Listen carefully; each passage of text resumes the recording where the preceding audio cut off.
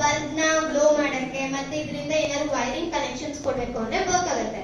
ಒಂದೊಂದ್ಸತಿ ಇದ್ರ ಒಳಗಡೆ ಇರೋ ಎನರ್ಜಿನೂ ಖಾಲಿ ಆಗುತ್ತೆ ಅಲ್ವಾ.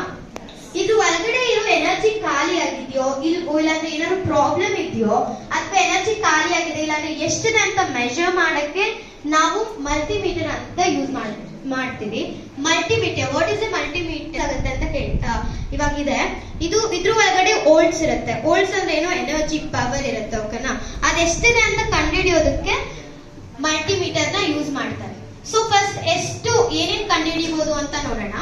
First AC voltage. AC voltage short form ಅಲ್ಲಿ VAC ಅಂತ ಕರಿತೀವಿ. DC ವೋಲ್ಟೇಜ್ ನ VDC ಅಂತ ಕರಿತೀವಿ.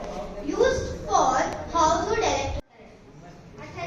ಡಿಜಿಟಲ್ ಮಲ್ಟಿಮೀಟರ್ ಅಲ್ಲಿ ನಿಮ್ ಅನಲಾಗ್ ಮಲ್ಟಿಮೀಟರ್ ಅಂದ್ರೆ ನಿಮ್ಗೆ ಎಷ್ಟು ಪವರ್ ಇದೆ ಅಂತ ಆಟೋಮ್ಯಾಟಿಕಲಿ ನೀವು ಮುಕ್ಕಾಲು ಅಂತ ಹೇಳ್ತೀವಲ್ಲ ಅದ್ರಲ್ಲಿ ಗೊತ್ತಾಗುತ್ತೆ.